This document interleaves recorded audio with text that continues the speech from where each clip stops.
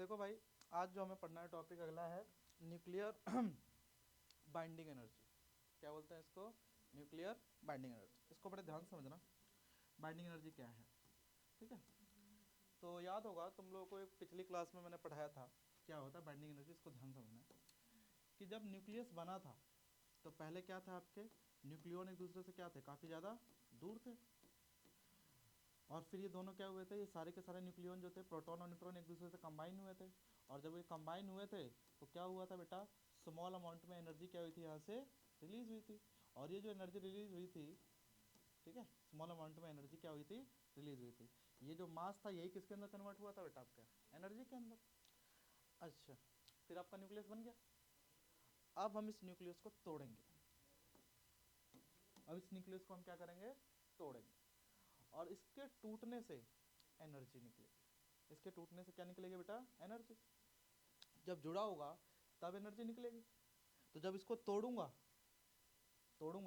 तो मुझे उसको तोड़ने के लिए क्या चाहिए, उतनी ही एनर्जी चाहिए होगी जितना जुड़ते हुए एनर्जी निकली होगी।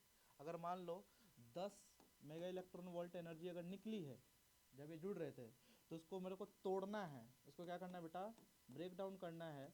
तो भी मेरे को कितनी एनर्जी देनी पड़ेगी, 10 मेगा इलेक्ट्रॉन वोल्ट कम से कम देनी पड़ेगी। उससे ज़्यादा भी जरूरत है, कम से कम कितनी देनी पड़ेगी बेटा, 10 मेगा इलेक्ट्रॉन वोल्ट। तब जाकर ये न्यूक्लियस क्या होगा, आपका टूटेगा। तो न्यूक्लियस को तोड़ने के लिए या न्यूक्लियस को जोड़े रखने के लिए वो जो मिनिमम अमाउंट ऑफ एनर्जी लगती है उसी को क्या बोलते हैं बेटा, हम बाइंडिंग एनर्जी। न्यूक्लियस को जोड़ने के लिए, दिख रहा है, जोड़ने के लिए इतनी एनर्जी और तोड़ने के लिए भी इतनी ही एनर्जी। तो न्यूक्लियस को जोड़ने या तोड़ने के लिए जो मिनिमम अमाउंट ऑफ एनर्जी लगती है उसी को क्या बोलते हैं बेटा, बाइंडिंग एनर्जी। इसे क्या बोलते हैं बेटा, बाइंडिंग एनर्जी। तो एनर्जी की देखो क्या है, nuclear binding energy is the energy required to separate a nucleus into its constituents proton and neutron. इसको तोड़ने के लिए जितनी एनर्जी की जरूरत पड़ेगी उसे हम क्या बोलते हैं बेटा, बाइंडिंग एनर्जी। या फिर the energy required to bind the nucleon in the nucleus. Nucleon को बाइंड रखने के लिए किसके अंदर बेटा, न्यूक्लियस के अंदर जो एनर्जी की जरूरत पड़ती है उसे क्या बोलते हैं बेटा, बाइंडिंग एनर्जी। अब ये बाइंडिंग एनर्जी निकलती कैसे है, तो ये जो बाइंडिंग एनर्जी जो है ये निकलती है अकॉर्डिंग टू स्पेशल रिलेटिविटी। कहाँ से निकलती है बेटा, according to special theory of relativity. Theory of relativity. और रिलेटिविटी की स्पेशल थ्योरी के अकॉर्डिंग क्या बनता है, आप लोगों को पता ही होगा कि ये जो मास था यही एनर्जी में कन्वर्ट हुआ था ना, ये जो मास था वही एनर्जी में कन्वर्ट हुआ था। तो इसका फॉर्मूला बन के आता है, इधर देखो भाई, E V equal to delta m c square. क्या फॉर्मूला बन के आता है बेटा, E V equal to delta m c square. जहाँ पे डेल्टा एम क्या होता है, मास इन एएमयू में भी हो सकता है और मास इन केजी में भी हो सकता है। ये डेल्टा एम जो है ये क्या है बेटा, मास, ठीक है। और जो सी है ये क्या है बेटा, आपका स्पीड ऑफ लाइट। तो जो मास है और स्पीड ऑफ लाइट को आप मल्टीप्लाई कर दोगे तो आपको क्या मिल जाएगा बेटा, एनर्जी। लेकिन यहाँ पे ध्यान समझना कहानी क्या दिक्कत है। कहानी के अंदर दिक्कत ये है कि यहाँ पे दो फॉर्मूले हैं। एक तो ये बनेगा आपका E V equal to delta m c square, और एक बनेगा फॉर्मूला जो आप लोग को याद रखना है, क्या, E V equal to delta m into my 93.5 mega electron volt. याद रखना ये वाला फॉर्मूला कब यूज करना है, व्हेन, ओए भाई इधर देख ले, ये कब यूज करना है, ध्यान समझना इसी कंडीशन। क्यों, ध्यान रखो, दो अलग अलग चीज है। एक जगह मास जो है वो किस में रहेगा आपका, केजी में, और एक जगह मास किस में रहेगा आपका, एमयू में। तो एमयू और केजी एक जैसा तो है नहीं ना बेटा, अलग अलग यूनिट है मास की, ठीक है। तो ये जो पहला फॉर्मूला है ये कब यूज होगा, when mass is given in KG and speed in metre per second.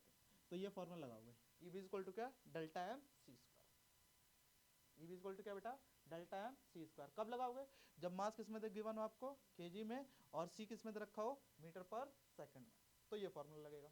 अगर मान लो, ये दूसरा फॉर्मूला देखो, अगर mass, when mass is given in AMU, किस में दे रखा हो बेटा, एएमयू। मास किस में दे रखा हो बेटा, एएमयू। तो जब मास एएमयू में दे रखा है ना, ऑब्वियस सी बात है 99.9% सवाल यही है, यहीं से आएगा कि जब भी मास आपका एमयू में दे रखा हो तो आप कौन सा फॉर्मूला यूज करेंगे, डेल्टा एम इंटू में 931.5 मेगा इलेक्ट्रॉन वोल्ट। ये जो 931.5 ये जो आपका मेगा इलेक्ट्रॉन वोल्ट है ना, इसकी वैल्यू क्या होती है, ध्यान समझना। ये होती है बेटा एनर्जी, ध्यान समझना, energy equivalent to 1 mega electron volt या 1 एएमयू। 1 एएमयू, 1 एमयू के बराबर जो एनर्जी होती है ना, उसकी वैल्यू कितनी होती है, देखो इधर बोर्ड पे 931.5 मेगा इलेक्ट्रॉन वोल्ट अपॉन में सी स्क्वायर। एक एनर्जी इक्विवेलेंट टू 1 एमयू किसके इक्वल होती है बेटा, 931.5 मेगा इलेक्ट्रॉन वोल्ट अपॉन में सी स्क्वायर। इसका प्रूफ नहीं करना है आप लोगों को, ठीक है। अब ये वैल्यू आप यहाँ पे डाल के देखो तो डेल्टा एम किस में है आपका, एमयू के अंदर, और एक एमयू की वैल्यू कितनी है आपकी 931.5 मेगा इलेक्ट्रॉन वोल्ट इंटू में सी स्क्वायर। तो सी स्क्वायर से सी स्क्वायर क्या हो जाएगा आपका, कैंसिल। तो आपके पास क्या बचेगा final formula, delta m into में 931.5 मेगा इलेक्ट्रॉन वोल्ट। सिंपल सा ध्यान रखना है, जब आपको मास दे रखा हो एमयू में, ये याद रखना है, तो फॉर्मूला क्या यूज होगा आपका, EV equal to delta m 931.5 mega electron volt, और जब केजी में दे रखो तो क्या यूज होगा आपका, EV equal to delta m c square. ठीक है, यहाँ तक की बात है। दोनों फॉर्मूले को बॉक्स में डाल लेंगे और ध्यान से इसको लिख लीजिए, फटाफट लिख लो, लिख लो, लिख लो जल्दी। तो बाइंडिंग एनर्जी समझ में है क्या, न्यूक्लियस को बाइंड रखने के लिए या न्यूक्लियस को तोड़ने के लिए जो मिनिमम अमाउंट में एनर्जी चाहिए होती है उसे क्या बोलते हैं बेटा, बाइंडिंग एनर्जी। ना ध्यान दो, तो जब मास किसमें हो बेटा, एमयू में हो, तो डेल्टा एम की वैल्यू जब इसकी वैल्यू कितनी होती है, बाइंडिंग एनर्जी की वैल्यू कितनी है, delta m 931.5 mega electron volt. अब क्वेश्चंस करते हैं कुछ। अच्छा, कई दफा पेपर में पूछ लेगा एनर्जी इक्विवेलेंट टू 1 एमयू किसके इक्वल होता है, तो याद रखना है 931.5 मेगा इलेक्ट्रॉन वोल्ट अपॉन में सी स्क्वायर। ठीक है, यहाँ तक की बात ध्यान रखनी है आपको, ठीक है। कुछ क्वेश्चंस करते हैं पहले, फिर इसके बाद अगला टॉपिक पढ़ेंगे। जैसे कि ये सवाल है, calculate the energy equivalent to 1 gram of substance. Mass किसमें दे रखा है, energy equivalent to 1 gram of substance. NCERT के एग्जांपल नंबर 13.2 है। कैसे निकालेंगे यहाँ पे बताओ, क्या फॉर्मूला लगाऊंगा, ईवी इक्वल टू क्या होगा आपका, डेल्टा एम इंटू में सी स्क्वायर। अब यहाँ पे डेल्टा एम की वैल्यू कितनी दे रखी है, तो आपको बोलोगे सर 1 ग्राम। कितनी दे रखी है बेटा, 1 ग्राम। ग्राम को लेकिन ग्राम में तो लिखेंगे नहीं, किस में लिखेंगे, 1 इंटू 10 की पावर -3 kg। कोई दिक्कत यहाँ तक की बात है। और ये क्या आ जाएगा आपके पास, सी की वैल्यू निकालो तो कितना आ जाएगा, 3 इंटू 10 की पावर 8 का स्क्वायर। सॉल्व करने कितना आ जाएगा, तो ये 10 की पावर -3 रहेगा, इसको सॉल्व करो कितना आएगा बेटा, 9 इंटू 10 की पावर 16। सॉल्व करो कितना आ जाएगा, 9 इंटू 10 की पावर कितना 13 जूल। मैंने क्या बोला, 1 ग्राम एटम कितनी एनर्जी प्रोड्यूस कर रहा है, दिख रहा है, 1 ग्राम कितनी एनर्जी प्रोड्यूस कर रहा है, 9 इंटू 10 की पावर 13 जूल के इक्वल। मैंने बोला था ना, 1 kg में तो पूरी दुनिया, 2 kg में तो बर्बाद, पूरा यूनिवर्स को बर्बाद कर सकते हो आप, 1 ग्राम में तो अपनी स्कूल को उड़ा सकते हो। ठीक है, तो 9 इंटू 10 की पावर 13 जूल। ठीक है, तक की बात है। तो ये हो गया एक क्वेश्चन, लिख लो फटाफट। अब पता चला न्यूक्लियर फिजिक्स क्यों इतना खतरनाक है, न्यूक्लियर बम का दबदबा कोई भी कंट्री क्यों दिखा रहा है। अगर किसी के पास न्यूक्लियर है ना, न्यूक्लियर वेपन, उससे कोई फालतू नहीं बोलने जाता। फेयरवेल नहीं करे, पढ़ाई कर ले, फेयरवेल के चक्कर में पड़ी हुई है, साइंस वाली बच्ची है। हमको स्कूल वाले मना कर, अब देखो यही तो फर्क है, हमको हमारे टीचर, स्कूल वाले तो करवा रहे थे, टीचर हमको मना कर रहे थे, कोई दिख नहीं जाना चाहिए फेयरवेल के दिन। खुले हम धमकी दी भाई।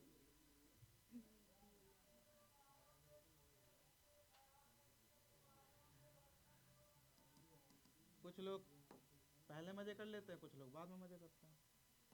ये सृष्टि का नियम है, सृष्टि कोई लड़की नहीं है, दुनिया का नाम है, ये दुनिया का नियम है, यूनिवर्स का नियम है। ठीक है, चलो आप करें भाई और question.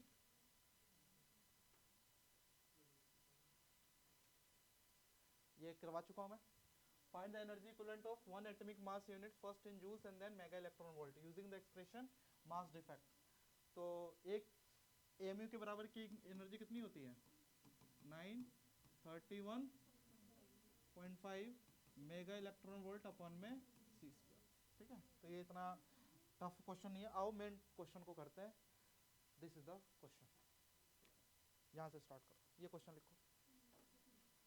Calculate the binding energy, फटाफट लिखो, calculate the binding energy of an alpha particle in mega electron volt from the following data. Mass of helium nucleus is 4.00260 u, mass of neutron इतना है, मास ऑफ प्रोटॉन इतना है, और nucleus मैं बता देता हूँ न्यूक्लियस कितना होगा। न्यूक्लियस वैसे पता होगा आप लोगों को कितना न्यूक्लियस होगा, हीलियम की बात कर रहा है ना, ये अल्फा पार्टिकल की बात कर रहा है, तो अल्फा पार्टिकल का मतलब क्या है, हीलियम 2,4।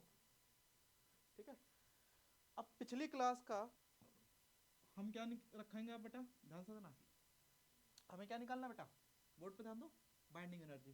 तो बाइंडिंग एनर्जी का फॉर्मूला क्या है बेटा आपके पास, डेल्टा एम इंटू में सी स्क्वायर। क्या ये फॉर्मूला यूज करेंगे हम, तो आप बोलोगे सर बिल्कुल नहीं। ये कब यूज करना है, जब मास किस में दे रखा हो, केजी में। लेकिन यहाँ देखो सारे मास किस में दे रखे हैं आपके, एमयू में, और मास दे भी नहीं रखा है, आपको क्या करना पड़ेगा, ये मास को निकालना पड़ेगा।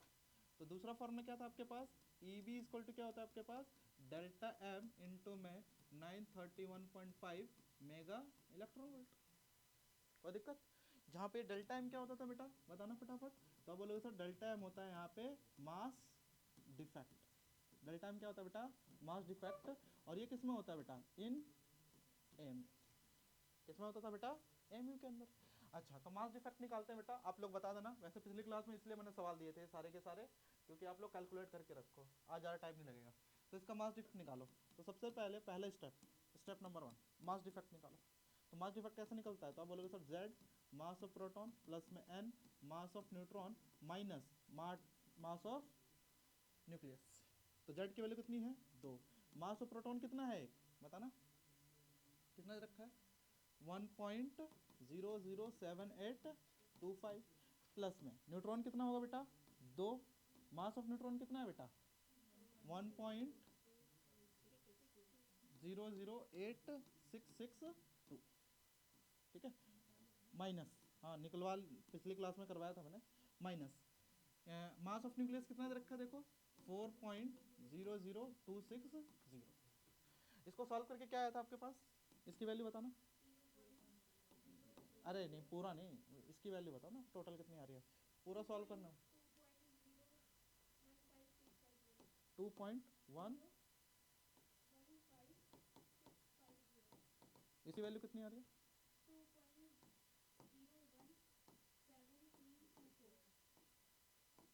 माइनस 4.00260। इनको सॉल्व करके कितना आ रहा था, 4.4 हाँ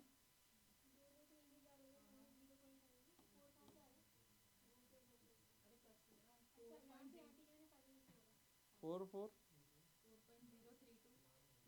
0.974 माइनस 4.00260।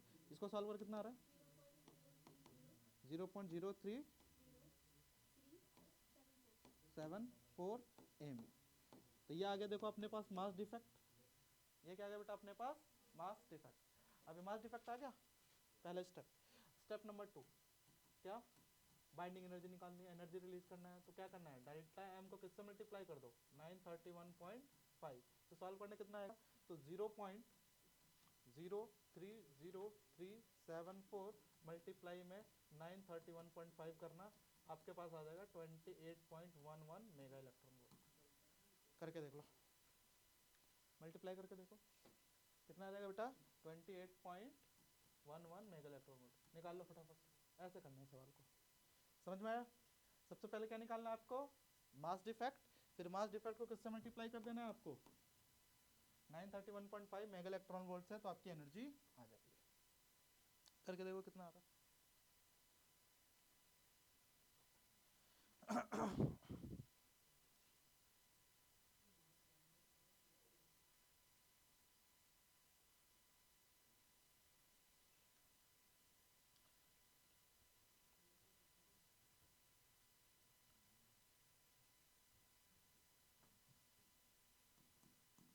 ठीक है बेटा,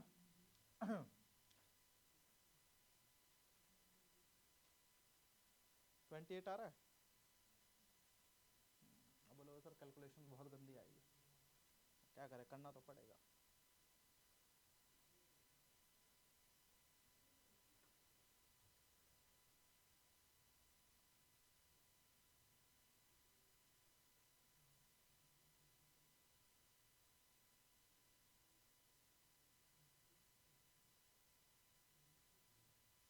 28.3 आ रहा है बेटा।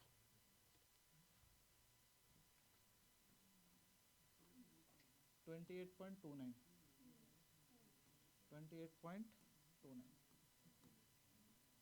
ठीक है मेगा इलेक्ट्रॉन ये आ रहा आंसर। ठीक है लिख लो इसको फटाफट। आगे बढ़े, कर लिया, जल्दी करो।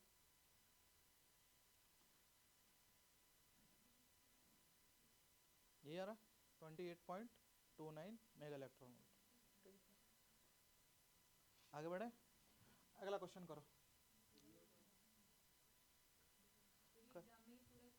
हाँ करना पड़ेगा बेटा, पूरा कैलकुलेशन पूरा करना पड़ेगा। 3 मार्क्स का है, 3 मार्क्स का है, तो इतना तो करे वही है ही क्या सवाल में कैलकुलेशन। हाँ आगे भी लिख सकते हो, आगे भी लिख सकते हो। ठीक है ये क्वेश्चन करो, इसका आंसर ऐसे आपके लोगों के सामने है, बट आपको करना पड़ेगा। करो इस क्वेश्चन को, निकालो भाई। Calculate the binding energy per nucleon, घबराना नहीं है, पर न्यूक्लियन से बस बाइंडिंग एनर्जी निकालो। 20 CF40 न्यूक्लियस, गिवन मास दे रखा है इसका इतना, मास ऑफ न्यूट्रॉन इतना, मास ऑफ प्रोटॉन इतना, और एक एमयू की एनर्जी कितनी दे रखी है 931.1 दे रखी है। तो आपको ये लेना है बेटा, एक एमयू की एनर्जी कितनी लिखनी है 931, मैंने 931.5 करवाया था, जैसा क्वेश्चन दे उसके अकॉर्डिंग ले लेना है। ठीक है अगर ना दे तो अपनी तरफ से 931.5 लेना है, एग्जैक्ट वैल्यू है। ठीक है तो देखो भाई इसको कैसे करेंगे, तो ऑलरेडी करवा चुका हूँ 2 क्वेश्चंस, आओ इसको ध्यान समझो। मास डिफेक्ट निकालना सीख चुके हो आप लोग, तो ज़्यादा टाइम नहीं लगाएंगे इसके ऊपर, आप ध्यान दो। तो सबसे पहले तरीका क्या है, आपको टोटल बाइंडिंग एनर्जी निकालने के लिए क्या निकालना पड़ेगा, पहले मास डिफेक्ट। तो मास डिफेक्ट निकालो, तो मास डिफेक्ट क्या निकल के आएगा, इसको जब सॉल्व करोगे तो सिंपल तरीका डेल्टा एम निकालने का। z की वैल्यू कितनी दे रखी है 20, मास ऑफ एक प्रोटॉन कितना दे रखा है 1.007825, प्लस में 20 न्यूट्रॉन भी है भाई, नीचे प्रोटॉन होता है, ऊपर वाले में से नीचे वाला घटा दोगे तो न्यूट्रॉन आ जाएगा। ठीक है तो ये कितना दे रखा है आपको 20 इंटू में 1.008665 एमयू, माइनस यहाँ क्या दे रखा है आपके पास, मास ऑफ न्यूक्लियस कितना दे रखा है 39.962589 एमयू। ठीक है बेटा इसको सॉल्व करोगे ना तो आपके पास आ रहा है 0.367211 एमयू। ठीक है अब ये डेल्टा एम आ गया, अब निकालना है आपको ईवी। ईवी क्या होता है आपका डेल्टा एम इंटू में 931, जो दे रखा है वही पुट करना है आपको, यहाँ दे रखा है। ठीक है तो डेल्टा एम 0.367211 इंटू में क्या हो गया बेटा 931, सॉल्व करोगे आपके पास आ जाएगा 8.55 मेगा इलेक्ट्रॉन वोल्ट पर न्यूक्लियर। ठीक है देख लो इसको फटाफट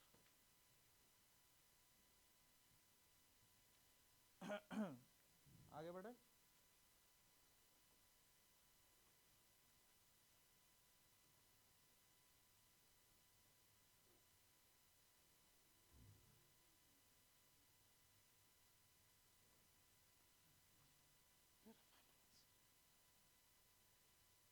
पॉइंट 8.5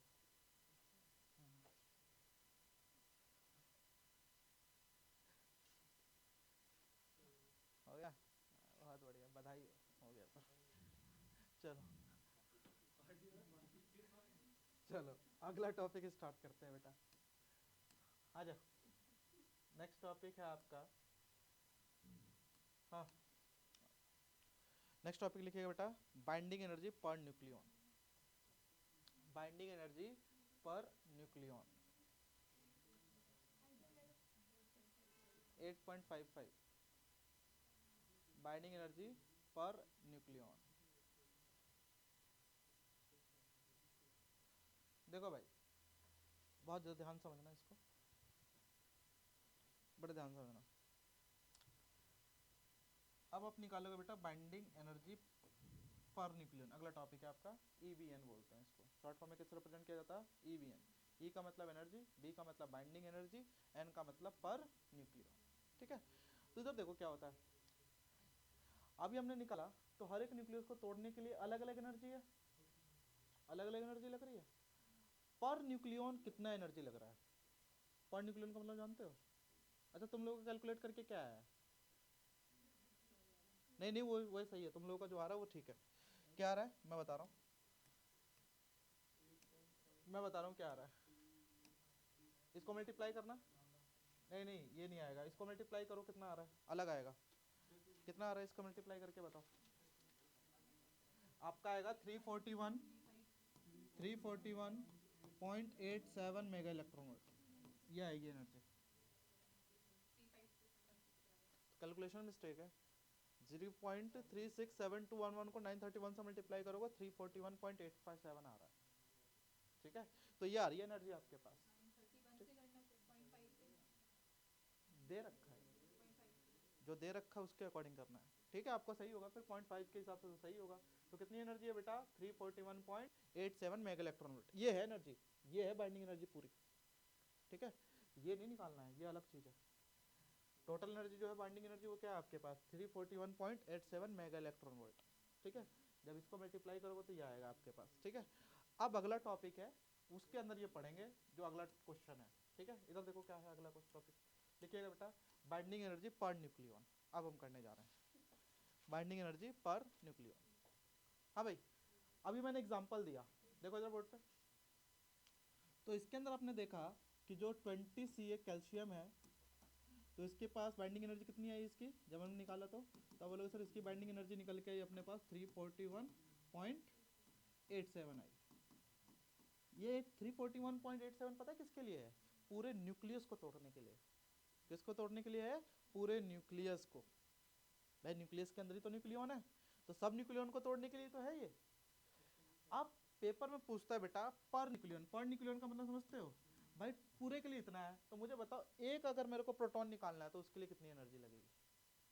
ये तो पूरे के लिए हो गया, पूरे के लिए मतलब 40 के लिए हो गया ये तो अगर एक के लिए निकालना पड़ेगा तो क्या करूंगा, तो आप बोलोगे सर 40 से डिवाइड कर दो, 40 से क्या कर दो, डिवाइड कर दो, तो एक का निकल जाएगा। इसी टॉपिक को क्या बोलते हैं बेटा, energy binding energy per nucleon. हर एक न्यूक्लियन को निकालने के लिए, ध्यान समझना, हर एक न्यूक्लियन को निकालने के लिए कितनी एनर्जी की जरूरत पड़ेगी, उसी को क्या बोलते हैं बेटा, बाइंडिंग एनर्जी पर न्यूक्लियन। थोड़ा दिमाग को क्लियर करो, देखो पूरे न्यूक्लियस को तोड़ने के लिए कितनी एनर्जी निकली थी आपको, 341.87 मेगा इलेक्ट्रॉन वोल्ट चाहिए। मैं बोल रहा हूँ एक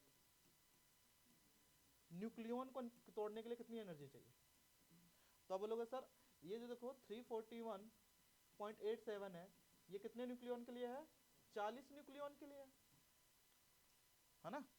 ये 341 एनर्जी जो है वो किसके लिए है बेटा, 40 न्यूक्लियन के लिए।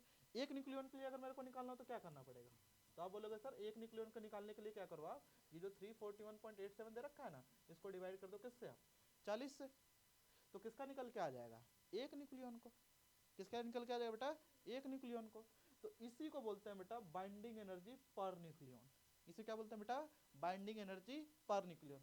हर एक न्यूक्लियन को निकालने के लिए कितनी एनर्जी चाहिए, उसे क्या बोलते हैं बेटा, बाइंडिंग एनर्जी पर न्यूक्लियन। तो अगला टॉपिक है, लिखिए बेटा बाइंडिंग एनर्जी पर न्यूक्लियन। लिखो देखो, the average energy required, the average energy required, important topic है दोनों, the average energy required to remove one nucleon, a proton और neutron from an atomic nucleus. एक एटमिक न्यूक्लियस से एक proton और neutron को निकालने के लिए जो एनर्जी चाहिए होती है उसी क्या बोलते हैं बेटा, बाइंडिंग एनर्जी पर न्यूक्लियन। आगे बढ़े, ये समझ में आ गया एग्जांपल, ठीक है। जैसे कि ठीक है, ठीक है, जैसे कि एग्जांपल के फॉर्म में करते हैं, एग्जांपल के लिए the total binding energy of 20 Ca40 nucleus is 341.87 mega electron volt. Find its binding energy per nucleon. कैसे करेंगे भाई, बाइंडिंग एनर्जी पर न्यूक्लियन को निकालने का सिंपल सा फॉर्मूला देखो क्या बनता है, देखो इधर बोर्ड पे। तो बाइंडिंग एनर्जी पर न्यूक्लियन कैसे निकलता है, तो क्या ये निकलता है बेटा, बाइंडिंग एनर्जी को डिवाइड कर दो किससे, पूरे न्यूक्लियस से, और न्यूक्लियस के मास को हम किससे रिप्रेजेंट करते हैं, ए से। तो देखो बाइंडिंग एनर्जी पर न्यूक्लियन निकालने का तरीका क्या है, तो आप बोलोगे सर इसका निकालने का सिंपल तरीका है EVN का, पूरी बाइंडिंग एनर्जी है उसको न्यूक्लियस के मास से डिवाइड कर दो। तो न्यूक्लियस के मास का मतलब क्या है, हम किसकी बात करते हैं, एटॉमिक मास, और एटॉमिक मास किससे रिप्रेजेंट किया जाता है बेटा आपका ए से। तो इसका फॉर्मूला क्या बन गया, EV इक्वल टू ए। किसका इक्वल हो गया बेटा, EV इक्वल टू ए। इसका फॉर्मूला EV इक्वल टू ए भी लिख सकते हो, या बाइंडिंग एनर्जी को ऐसा भी लिखा जाता है, बाइंडिंग एनर्जी अपन में ए। बी डॉट ई का मतलब है बाइंडिंग एनर्जी अपन में ए। ठीक है, सिंबल है, ये सब सिंबल यूज किए जाते हैं। ठीक है, तो इस सवाल का जवाब दे सकते हो आप लोग। तो इस सवाल का जवाब सिंपली है, आप बता सकते हो क्या कि भाई देखो इसको सॉल्व करने के लिए जो आपको बाइंडिंग एनर्जी दे रखी है, इसकी वैल्यू कितनी दे रखी है आपके पास, 341.87 मेगा इलेक्ट्रॉन वोल्ट।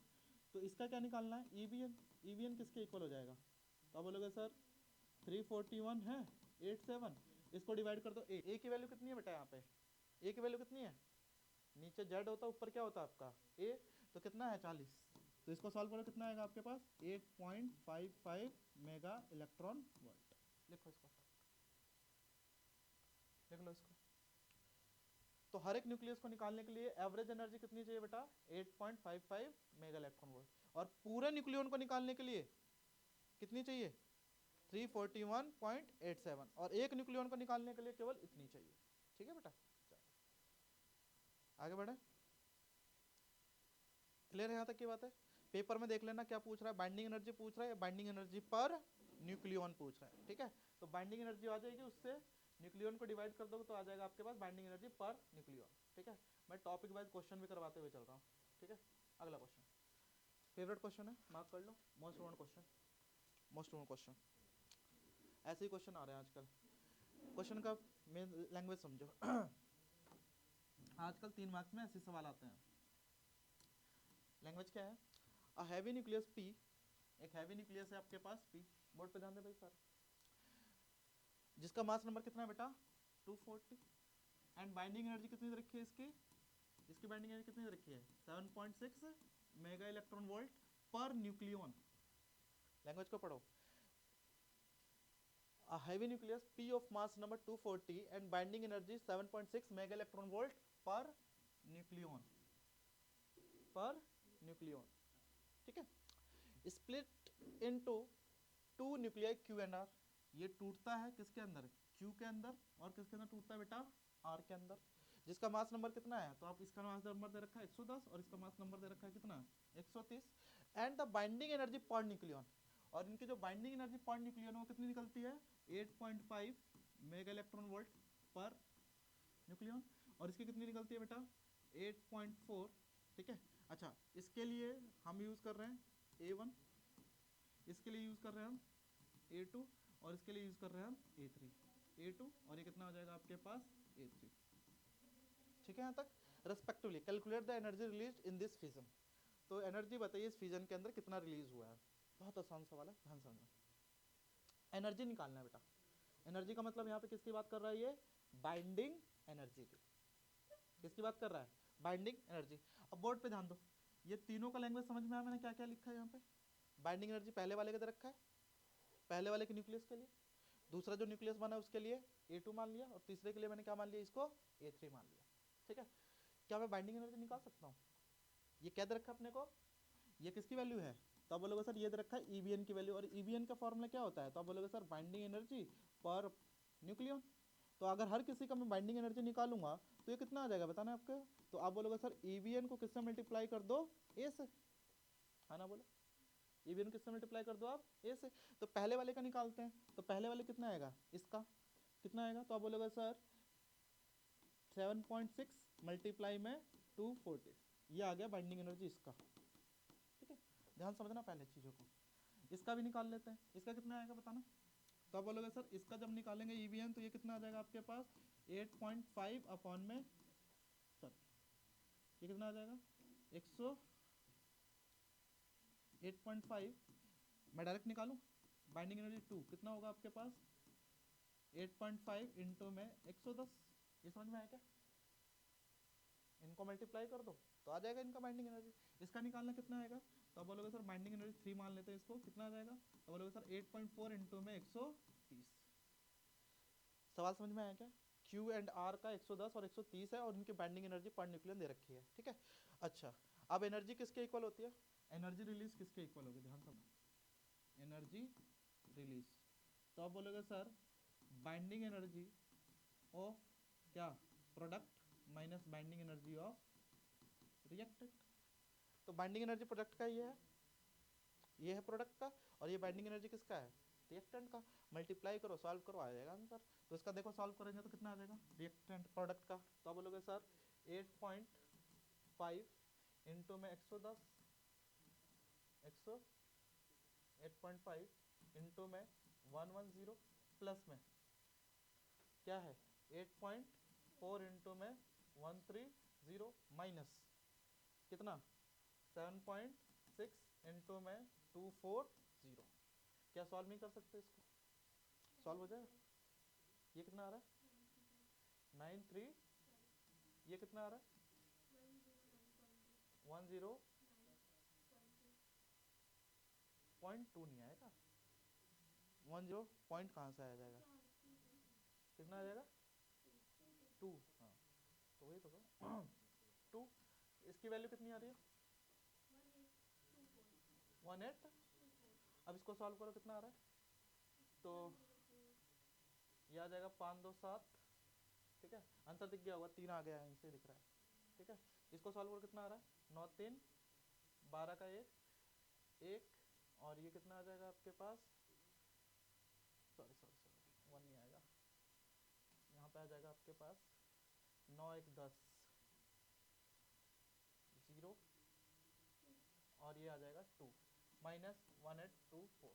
सॉल्व कर लो कितना आ जाएगा आपके पास 230 मेगा इलेक्ट्रॉन वोल्ट, खत्म, ठीक है। तो क्या आंसर है बेटा 203 मेगा इलेक्ट्रॉन वोल्ट। ऐसे सवाल ही आते हैं आजकल बेटा पेपर में, तोड़ तोड़ के बाइंडिंग एनर्जी पर न्यूक्लियन देगा, फिर आपको निकालनी चाहिए।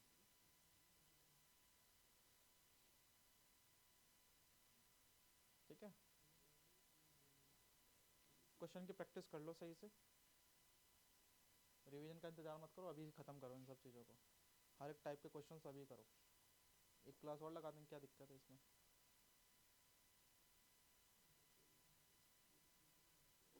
समझ में आया कैसे निकालना है, ठीक है।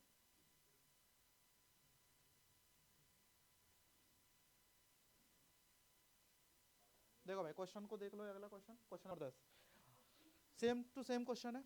Nucleus A is having mass number 220 and its binding energy per nucleon. आ गया, लैंग्वेज को पढ़ा करो, हमेशा अंडरलाइन कर लिया करो पढ़ते वक्त, जब भी पढ़ा करो ना अंडरलाइन किया करो, ये सारी चीज़ें मिस हो जाती हैं, ठीक है। तो बाइंडिंग एनर्जी पर न्यूक्लियन कितना है इसका 5.6 mega electron volt. It split into 2 fragment B and C of mass number 105 और 115। 2 फ्रेगमेंट में टूटता है जिसका मास नंबर कितना है बेटा 105 और 115। The binding energy of nucleon in B and C is 6.4 mega electron volt per nucleon. दोनों के अंदर कितनी एनर्जी निकलती है 6.4 mega electron volt per nucleon.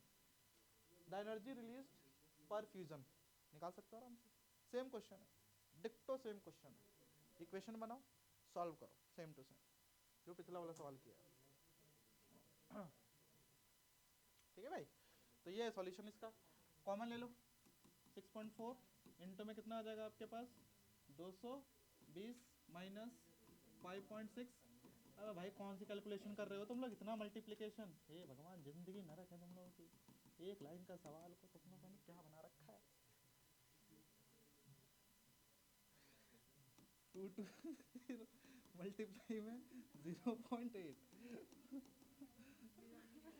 क्या कैलकुलेशन कर रहे हो।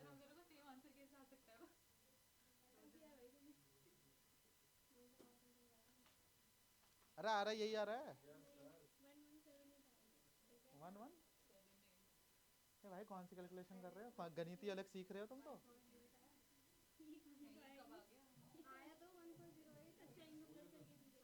अरे ये कर लिया मैंने,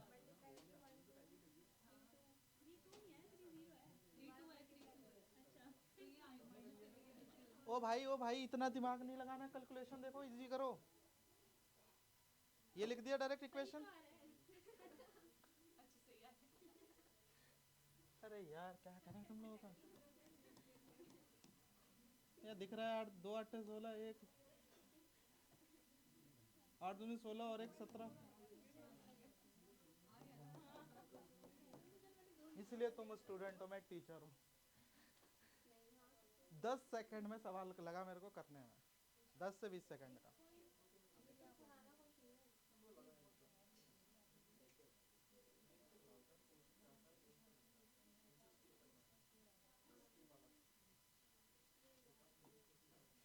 निकालो। फेवरेट क्वेश्चन है, फेवरेट। हार्ट बना लेना, हार्ट। Most repeated question.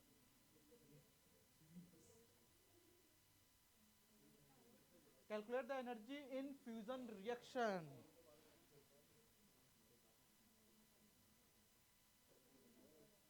कैसे निकालेंगे? देखो देखो, एनर्जी रिलीज निकालना, सवाल सेम ही है। एनर्जी रिलीज कैसे निकाला जाता है? देखो इधर, अरे भाई इधर देख ले।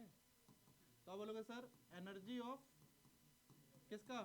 Product minus binding energy of, हाँ ना बोलो, ऐसे निकलता। Binding energy of product minus binding energy of reactant. ये रहा प्रोडक्ट और ये रहे दो रिएक्टेंट और ये रहा प्रोडक्ट। खत्म सवाल। प्रोडक्ट की एनर्जी कितनी दे रखी है? 7.73। रिएक्टेंट देखो 2, यही दो बार है, 2H1 दो बार, तो 2 इंटू में कितना आ जाएगा? 2.23। सॉल्व कर लो, कितना आ रहा है? 7.73 माइनस 6 4 4, सॉल्व करने कितना आ रहा है? 3.27 मेगा इलेक्ट्रॉन वोल्ट। नहीं आया समझ में? अब ऐसे ऐसे क्वेश्चन भी छोड़ के आओगे तो क्या ही बोला जाएगा, ऐसे क्वेश्चन आते हैं। समझ में आया कैसे सवाल निपटाने हैं? चलो, तो सारे क्वेश्चंस कर लिए हमने स्लाइड्स के। अच्छा एक और क्वेश्चन बताओ, चलो।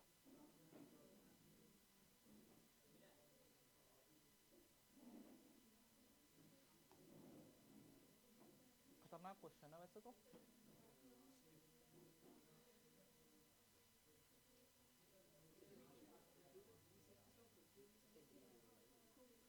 करेंगे इसको, अबे आया हुआ क्वेश्चन है, करो।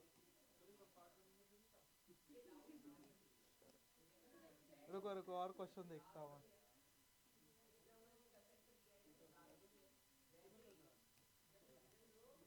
चलो अगला टॉपिक लिखो फिर। ये करोगे? करोगे? ये टफ क्वेश्चन है। हाँ हाँ। Suppose we consider fusion of, अबे इधर देख ले भाई, 26Fe56 into 2 equal fragments of इतना। Is the fission energetically possible? Justify your answer by working out Q value of the process given this process.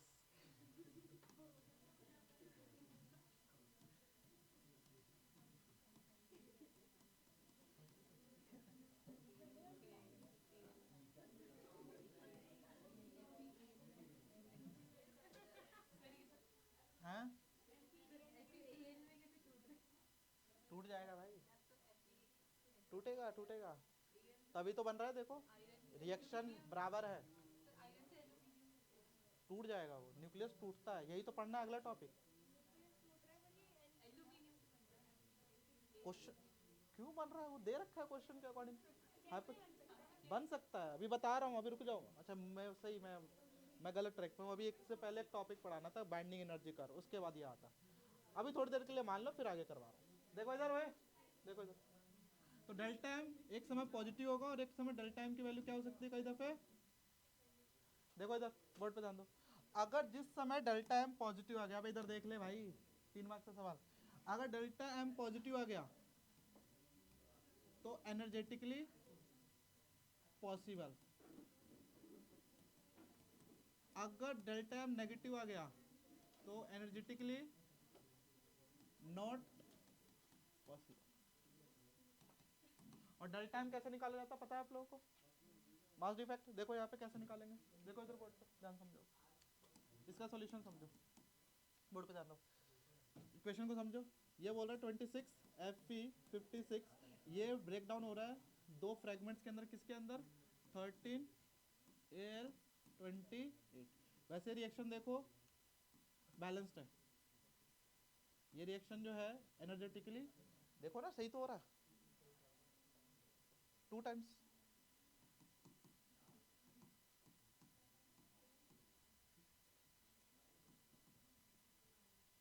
जितना इधर प्रोटॉन है उधर भी है, पूरा ठीक है। अब देखो इनका मास दे रखा है, कैसे निकालोगे, तो डेल्टा एम निकालने का एक और तरीका क्या, ठीक है, यही ब्रेक डाउन होकर किसमें बन रहा है, इसमें बन रहा है, तो इसके मास में से इनका मास घटा दो, यही तो भाई कंजर्वेशन ऑफ मास तो फॉलो होगा। तो ये वाले मास जो है इसका मास कितना रखा देखो ऑलरेडी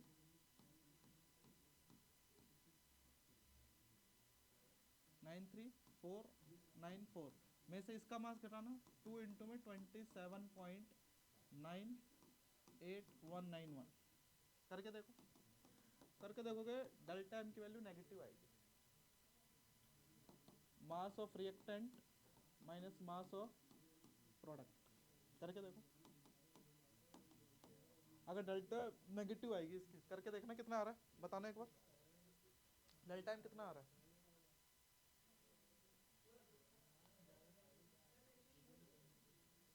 तेरा साला है।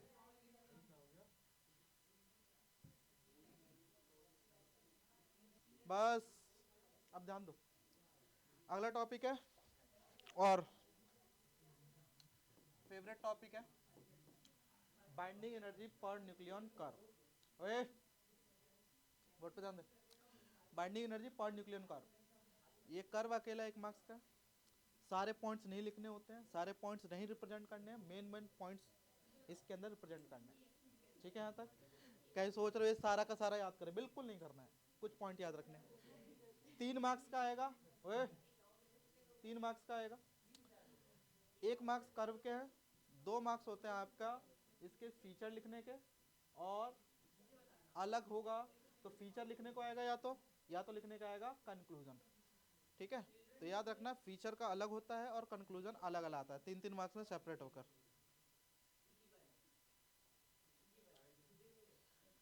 ठीक है।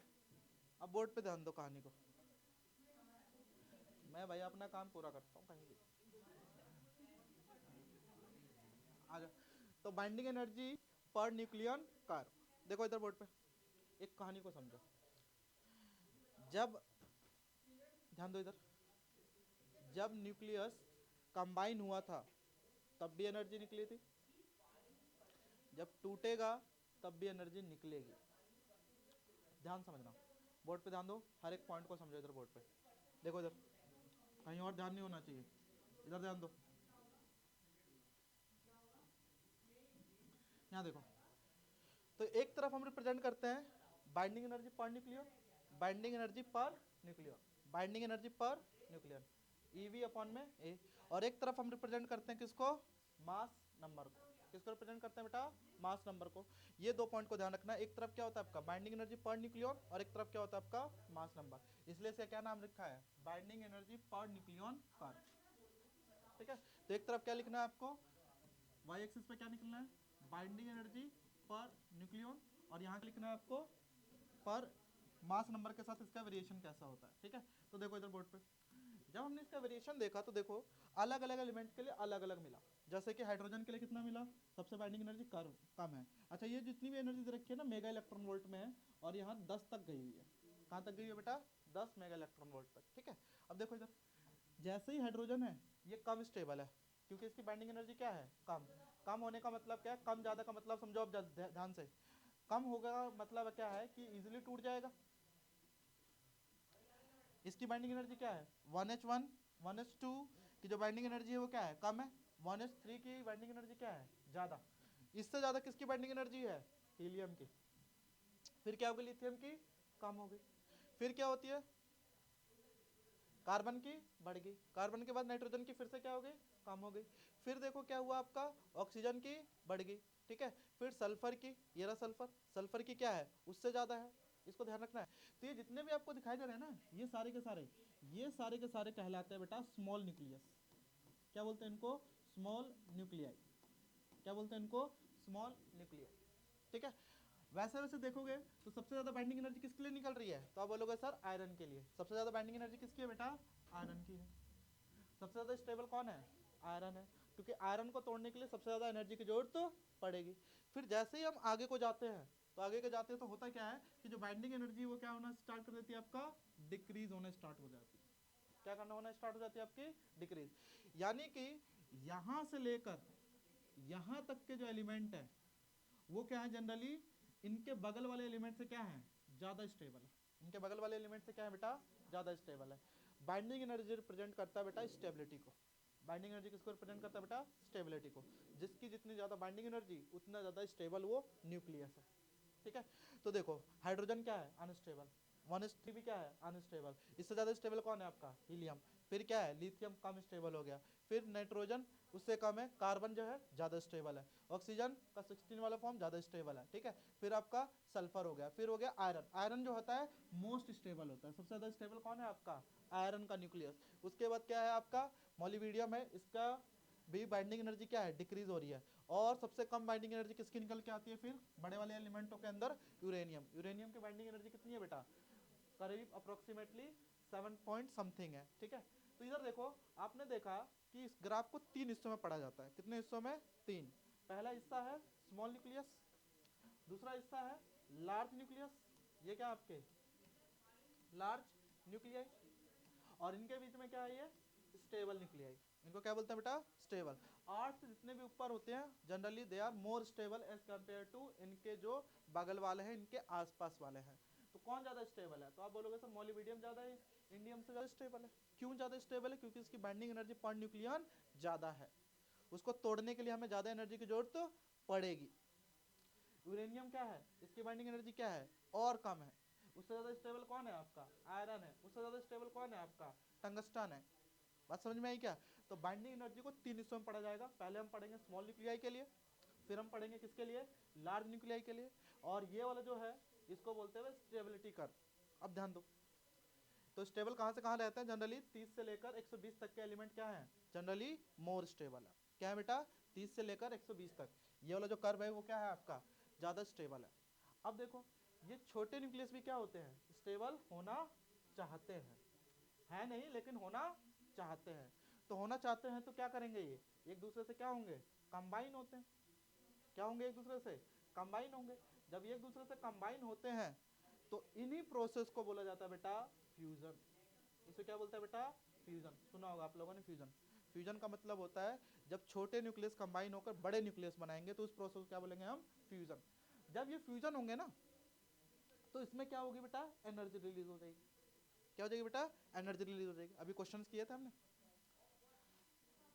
अभी बताया था 1s2 कंबाइन होकर क्या बना था आपका 3, 1s2 कंबाइन होकर बना था 2He3। तो कौन ज्यादा स्टेबल है, 1s2 तो कम स्टेबल है, लेकिन हीलियम क्या है, ज्यादा स्टेबल है। और जब ये प्रोसेस हुआ था तो उसके अंदर क्या निकली थी बेटा, एनर्जी निकली थी। निकली थी कि नहीं निकली थी, निकली थी। तो फ्यूजन के अंदर भी एनर्जी निकलती है। किसके अंदर एनर्जी निकलती है बेटा, फ्यूजन। फ्यूजन क्या होता है, फ्यूजन होता है बेटा जब कंबाइन होते हैं छोटे न्यूक्लियस बड़े न्यूक्लियस बनने के लिए, तो उस प्रोसेस क्या बोलते हैं बेटा, फ्यूजन, न्यूक्लियर फ्यूजन। क्या बोलते हैं उसको, न्यूक्लियर फ्यूजन, ठीक है। तो जब ये फ्यूजन कर रहे हैं तो स्टेबल ज्यादा हो गया ना। देखो जब इन्होंने 2He3 बनाया था तो उसकी बाइंडिंग एनर्जी कितनी थी, ज्यादा थी, 7 पॉइंट समथिंग थी। लेकिन जब ये 1s2 पे था तो उस समय बाइंडिंग एनर्जी कितनी थी, और कम थी।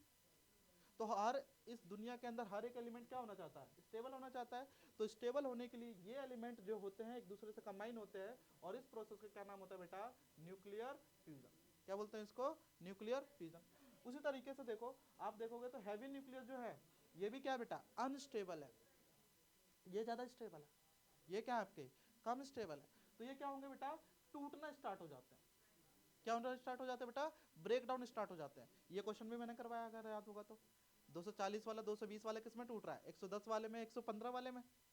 तो 110 वाला 115 वाला क्या है, ज़्यादा स्टेबल एज कम्पेयर टू 220 वाला। तो इस प्रोसेस के अंदर भी क्या होगी, एनर्जी रिलीज होगी, और इस प्रोसेस का नाम होता है बेटा न्यूक्लियर फिजन। क्या बोलते हैं इसी को, न्यूक्लियर फिजन। क्या बोलते हैं इसको, न्यूक्लियर फिजन। कहने का मतलब क्या है, ध्यान समझना, इस दुनिया में चाहे बड़ा एलिमेंट हो, लार्ज न्यूक्लियाई हो, चाहे छोटा न्यूक्लियाई हो, चाहे लार्ज न्यूक्लियाई हो चाहे छोटा न्यूक्लियाई हो, दोनों के दोनों क्या होना चाहते हैं बेटा, स्टेबल होना चाहते हैं। इसके लिए क्या होते हैं, कुछ लोग कंबाइन होते हैं, जब न्यूक्लियस कंबाइन होता है तो उस प्रोसेस क्या बोलते हैं बेटा, न्यूक्लियर फ्यूजन। जब न्यूक्लियस ब्रेक डाउन होता है तो उस प्रोसेस क्या बोलते हैं बेटा, न्यूक्लियर फिजन। दोनों के अंदर एटम क्या हो रहा है, या न्यूक्लियस क्या हो रहा है आपका, स्टेबल हो रहा है। क्या हो रहा है बेटा, स्टेबल हो रहा है। तो यहाँ देखो बोर्ड पे ये सारी चार्जेस देखो, पॉइंट क्या है बनता है यहाँ से, देखो इधर। तो features of binding energy curve, ये पेपर में पूछेगा अलग, ये पूछेगा अलग। तो पहले मैं फीचर्स की बात कर रहा हूँ। तो फीचर्स क्या है, average binding energy nuclear for lighter nuclei is very small. छोटे न्यूक्लियाई के लिए इनकी वैल्यू क्या है, काफी ज्यादा स्मॉल है। सब न्यूक्लियाई विद मास नंबर 2 से लेकर 30 तक, 2 से लेकर कहाँ तक, 30 तक, 2 से लेकर 30 तक, have large binding energy per nucleon than that of their neighboring nuclei, so these nuclei are more stable. तीसरा point, the range of A is equal to 30 से लेकर A is equal to 120, the binding energy curve has broad maximum, the peak value of the maximum is 8.8 mega electron volt for iron. किसके लिए ज्यादा बेटा, iron के लिए। तो सबसे ज्यादा न्यूक्लियस, सबसे ज्यादा स्टेबल कौन है, किसका न्यूक्लियस सबसे ज्यादा स्टेबल है, आयरन का न्यूक्लियस स्टेबल है। The binding energy per nucleon decreases, क्या होता है बेटा, डिक्रीजेस। पहले क्या हो रहा है, इंक्रीज हो रहा है, अब क्या हो रहा है, डिक्रीज हो रहा है। Decreases gradually as the mass number increases, जैसे जैसे मास नंबर को क्या करते हैं, इंक्रीज करते हैं। कहने का मतलब है the heavy nuclei are therefore relatively less stable. क्या होंगे बेटा, लेस स्टेबल। तो कंक्लूजन क्या निकलेगा यहाँ से, कंक्लूजन यहाँ से निकलता है, ध्यान समझना, कंक्लूजन यहाँ से निकलता है, when a heavy nucleus split up into lighter nuclei. जब एक हैवी न्यूक्लियस है किसके अंदर टूटता है बेटा, लाइटर न्यूक्लियाई। लाइटर न्यूक्लियाई का मतलब 220 के लिए 110 लाइटर न्यूक्लियाई हो जाएगा। Then binding energy per nucleon of lighter nuclei is more than that of original heavy nucleus. पढ़ा चुका हूँ कर्व के अंदर, बड़े वाले से ज्यादा क्या है, इनके छोटे वाले की बाइंडिंग एनर्जी क्या है, ज्यादा बड़े है। It means nucleons of lighter nuclei are tightly bounded, thus energy is released in this process is called nuclear fission। इसे क्या बोलते हैं बेटा, न्यूक्लियर फिजन बोलते हैं। क्या बोलते हैं इसको, न्यूक्लियर फिजन। ठीक है, हैवी न्यूक्लियस का टूटना और उसके कारण एनर्जी का निकलना, उस प्रोसेस क्या बोलते हैं बेटा, न्यूक्लियर फिजन। उसके बाद क्या होता है, when two very light nuclei a lesser than 10 combines to form a relatively heavy nucleus, then binding energy per nucleon of heavy nucleus becomes more than lighter nuclei, this process is called nuclear fusion। इसे क्या बोलते हैं बेटा, nuclear fusion. क्या बोलते हैं इसको, nuclear fusion बोलते हैं। ठीक है, यहाँ तक इससे बोलते हैं फ्यूजन। कहने का मतलब क्या है, सिंपल सी बात है, जब ये कंबाइन होते हैं लाइटर न्यूक्लियाई तब भी एनर्जी निकलेगी, जब हैवी न्यूक्लियस टूटेगा तब भी एनर्जी निकलेगी। जब लाइट न्यूक्लियाई कंबाइन होते हैं तो उस प्रोसेस क्या बोलते हैं बेटा, न्यूक्लियर फ्यूजन। जब हैवी न्यूक्लियस स्प्लिट होता है तो उस प्रोसेस क्या बोलते हैं बेटा, न्यूक्लियर फिजन।